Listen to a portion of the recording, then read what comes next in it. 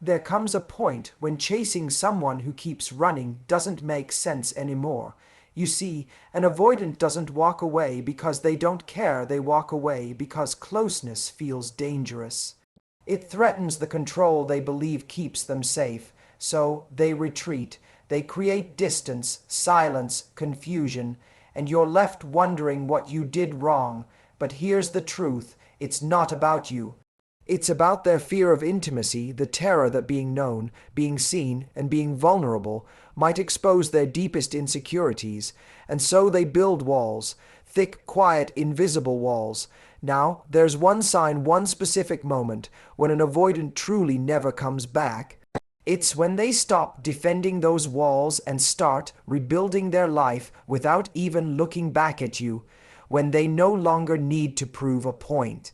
When they've made peace with the idea of losing you not because you weren't worth it, but because staying would have forced them to face themselves, at that stage, nothing you say will bring them closer. No message, no apology, no memory strong enough to make them feel safe again, because their escape isn't from you, it's from their own reflection in your love. If you're standing in that pain right now, wondering if they'll ever return, let this be your moment of truth. Stop waiting for closure that only you can give yourself. Their silence isn't a challenge, it's a choice.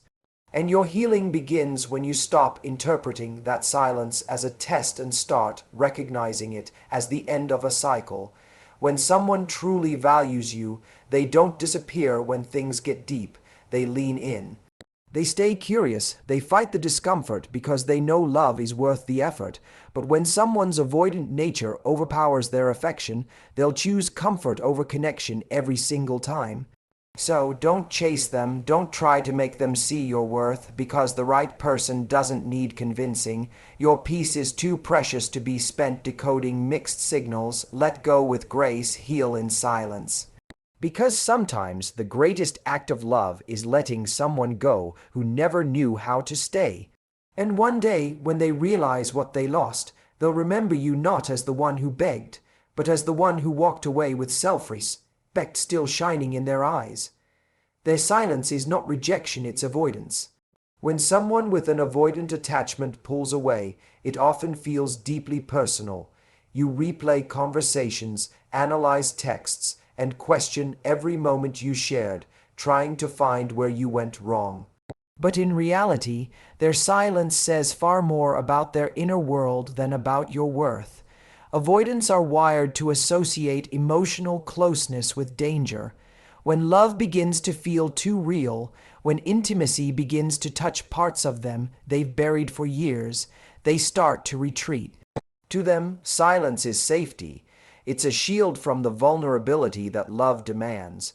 You might think their withdrawal is punishment or disinterest, but often it's neither. It's a survival mechanism. They fear losing control, fear being seen in their imperfection, and fear needing someone too deeply. So rather than risk rejection, they preemptively create distance. Ironically, the very connection they crave becomes the one they sabotage. Their silence isn't a weapon aimed at you, it's armor to protect themselves from emotional exposure. But to the person on the receiving end, it feels like abandonment. You try to reach out to make sense of it, but the more you pursue, the further they retreat. This cycle becomes painful and confusing. You start questioning your worth, mistaking their avoidance for a reflection of your inadequacy. Yet love cannot exist where fear controls the narrative. An avoidant doesn't mean to hurt you. They simply don't have the tools to navigate intimacy in a healthy way. They crave love but fear the cost of it. They want connection but can't handle the closeness. That's why their silence is not rejection, it's their way of managing internal chaos. Understanding this truth doesn't make the pain disappear, but it helps you detach from self-blame. When you stop personalizing their behavior, you free yourself from emotional captivity. You begin to see that their silence has roots that existed long before you arrived, shaped by past wounds, early experiences, and deep-seated fears. It's not your job to fix it, nor is it your burden to bear. When an avoidant goes quiet, it's a signal that they've reached their emotional threshold. Any attempt to push them closer will only activate their defenses. The healthiest thing you can do is to step back and honor the space they need, not as surrender, but as self-respect. Because love that requires you to silence your needs, to chase constantly, to interpret distance as a challenge, is not love that will ever feel safe. Their silence is a reflection of their limitations, not your lovability. Once you recognize that, you reclaim your power. You stop chasing answers that don't exist and start focusing on the one thing you can control: your own healing.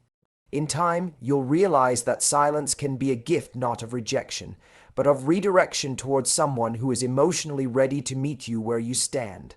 The final goodbye isn't loud. When an avoidant truly decides to leave, it rarely comes with drama, closure, or confrontation. There's no grand speech or emotional farewell, only quiet withdrawal. You may not even realize it's happening at first. The texts slow down, the calls become infrequent, the energy fades, and then one day they're gone. No argument, no clear ending, just a silence that feels like a ghost walking out of your life. It's in that calm, steady detachment that you realize they've already made peace with letting you go. For avoidance, confrontation is deeply uncomfortable. They fear emotional intensity because it demands vulnerability, something they've spent their entire lives avoiding. So when they decide to leave, they do it quietly, almost respectfully, but also heartbreakingly. Their distance isn't always meant to punish, it's meant to protect themselves from feeling. It's their way of managing emotions they cannot process or express. Where others might cry, explain, or seek closure, avoidants slip away because saying goodbye out loud feels like stepping into the fire of their own suppressed emotions. This quiet exit can be confusing for the person left behind. You might find yourself waiting for clarity, believing they'll return, thinking it's just a temporary pause. But the truth is, when an avoidant begins to rebuild their life without you, they've already emotionally disconnected. They stop needing to prove a point. They don't try to win you back or make you jealous. Their silence isn't a game, it's a sign of resignation. They've accepted the distance as permanent long before you have. In their world, detachment equals control. By walking away quietly, they avoid messy emotional consequences. They convince themselves that leaving peacefully is the mature way out, but in reality, it's avoidance disguised as composure. They tell themselves they're doing you a favor by not dragging things out, but what they're really doing is avoiding the discomfort of accountability. Their calmness isn't always strength, sometimes it's suppression. The absence of closure becomes your challenge. You're left to piece together fragments of what went wrong. You may try to reach out for answers, but all you get is indifference or polite distance. That's how you know they're gone for good, when there's no anger left, no spark of emotion, no trace of struggle, just quiet acceptance, the kind that feels final, the kind that makes you realize that silence can be louder than words. It's in that silence that your own healing must begin, because chasing a goodbye from someone who's already emotionally left only deepens your pain. You have to learn to find closure without their cooperation. They're calm eggs. It doesn't mean the connection was meaningless. It means they've reached the point where holding on feels unsafe. Understanding this helps you release the need for validation. You stop waiting for them to come back and start accepting the truth. When an avoidant leaves quietly, they've already decided that looking back isn't an option. Chasing them fuels the cycle. When you care about someone who keeps pulling away, your instinct is to reach out, to explain, to fix what feels broken. You think that if you can just say the right thing or show them how much you care, they'll stop running. But with an avoidant, every attempt to close the gap only reminds them why they built it in the first place. To them, love feels like pressure. The more you chase, the more they feel cornered, and the stronger their need becomes to escape. What feels like love to you feels like a threat to them, not because you're doing something wrong, but because intimacy triggers their deepest fears. Avoidants often crave connection just like anyone else, but the moment that connection begins to feel emotionally demanding, they panic. They start to pull back, not to hurt you, but to protect themselves from feeling overwhelmed. When you chase, you unknowingly confirm their fears that love means losing independence, that emotional closeness leads to being controlled, that affection always comes with expectations. So they retreat further, convinced that distance is the only way to feel safe. And each time you follow, the dynamic becomes more unbalanced. You end up doing all the emotional labor while they reinforce their walls. It's easy to mistake this pattern for hope. You tell yourself that persistence shows commitment, that if you just keep proving your love, they'll eventually feel secure enough to stay. But in truth, chasing someone who's emotionally unavailable keeps you stuck in a loop of self-abandonment. You become addicted to potential waiting for the day they finally open up, even though their silence speaks volumes. The more effort you invest, the less they feel responsible for meeting you halfway. They start to expect that you'll always reach out, always fix things, always carry the emotional weight. And when you stop, they might even interpret it as rejection, not realizing that your silence is simply exhaustion. Breaking this cycle requires courage, the courage to stop trying to rescue someone who isn't ready to be held. It means recognizing that love cannot grow in imbalance. True connection can only thrive when both people are emotionally present. By stepping back, you give them space to confront their own fears. You show them that love doesn't have to mean losing control, but more importantly, you give yourself the chance to breathe, to remember your worth, and to stop confusing effort with love. Sometimes the greatest act of love is letting someone feel the distance they've created, because chasing someone who fears closeness only reinforces their belief that intimacy is suffocating. When you choose not to chase, you change the pattern. You take back your power. You shift from convincing them to see your value to standing in it yourself. And in that quiet strength, you finally end the cycle that's been keeping you trapped between hope and heartbreak. Closure is internal. When someone leaves without explanation, when the story ends mid-sentence and you're left holding questions with no answers, your heart aches for clarity. You want to understand why they pulled away, what changed, or what you could have done differently. You wait for the message, the apology, the conversation that will tie everything together neatly. But sometimes that closure never comes, and that's the moment you're forced to realize that healing can't depend on someone else's willingness to explain. Closure doesn't come from their return. It comes from your decision to stop waiting. When an avoidant disappears, they rarely offer a clear ending. They don't like confrontation, and they fear emotional intensity.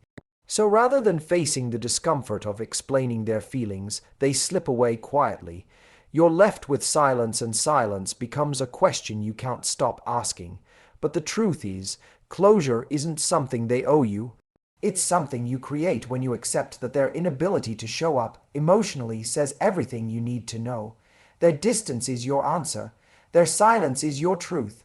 Waiting for them to come back, to apologize, or to make sense of their actions keeps you tied to a version of love that's already gone.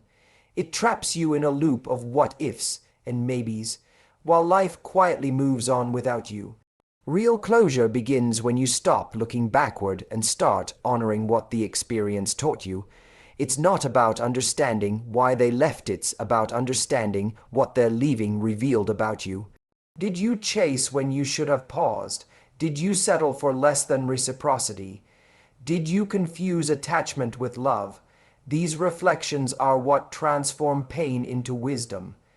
Sometimes we mistake closure for a conversation, when in reality it's a choice. It's choosing to no longer let unanswered questions control your peace. It's choosing to forgive them, not because they asked for it, but because you deserve to be free. It's choosing to see their absence not as rejection, but as redirection toward a love that's mutual, safe, and emotionally available. The closure you create within yourself is more powerful than any explanation they could ever give because it comes from self awareness, not their validation. Letting go without answers is one of the hardest things to do, especially when your heart still wants to believe they'll come back. But every moment spent waiting for their return is a moment stolen from your healing. At some point, you have to stop asking why they didn't stay and start asking why you kept hoping they would. That shift from seeking to understanding is where peace begins. Closure is not found in the past, it's found in the strength to move forward, even when the story feels unfinished. It's realizing that sometimes silence is the ending and that's enough. Your self-worth defines the exit. In every relationship, there comes a point where love and pain begin to blur. You start to question whether holding on is strength or self-betrayal. With an avoidant partner, this moment often comes after you've given all your patience, your understanding, your forgiveness, and yet they still pull away. It's in that painful silence, that endless waiting, that you begin to realize something important. How you choose to walk away says more about your healing than how they chose to leave. Your self-worth becomes the compass that guides your exit. When you don't value yourself enough, you stay too long. You rationalize their distance, excuse their inconsistency, and convince yourself that love means endurance. You mistake effort for progress and call one-sided loyalty devotion. You tell yourself they just need more time, that if you're kind enough, patient enough, forgiving enough, they'll finally understand your worth. But love that constantly asks you to prove yourself is not love, it's emotional starvation. The more you chase validation from someone unavailable, the further you drift from your own center. You start to measure your value through their attention, forgetting that silence is also an answer. Self-worth changes everything. When you remember who you are, you stop accepting half-hearted effort. You stop negotiating your needs just to keep someone close. You realize that love should never require you to shrink. That peace is not found in fixing someone who doesn't want to be healed. Walking away then becomes an act of self-respect, not resentment. You no longer need to win them back because you understand that being chosen is not something you should have to fight for. Leaving doesn't mean you stopped caring. It means you started caring about yourself more. It means you finally understood that love without reciprocity drains the spirit, that waiting for someone to meet you halfway while they keep retreating isn't loyalty, it's self-abandonment. When you decide to let go, you break the cycle of emotional dependence. You show yourself that your peace matters more than potential, that your heart deserves consistency, and that love should feel safe, not confusing. There's power in a graceful exit. When you walk away without bitterness, without begging, without trying to make them see what they lost, you reclaim control of your story. You remind yourself that closure doesn't come from being chosen. It comes from choosing yourself. In that moment, you stop seeing the breakup as a rejection and start seeing it as liberation. Because the truth is, losing someone who cannot love deeply is never a loss, it's freedom disguised as heartbreak. Your self-worth is the quiet voice that whispers, "You deserve better," even when your heart still longs for them. And when you listen to that voice, when you choose peace over pursuit, you end the story not as the one who was left behind, but as the one who finally remembered their worth. In the end, love isn't proven by how long you wait for someone to return, it's defined by how gently you choose yourself. When they don't, walking away from an avoidant who cannot meet you where you stand isn't weakness, it's wisdom. It's the moment you stop chasing closure and start creating peace within. You realize that love should never cost you your self-respect, and sometimes the bravest thing you can do is let go with grace. Thank you for listening, for reflecting, and for choosing growth over attachment. May you always remember that your worth is not defined by who stays, but by how you rise when they leave.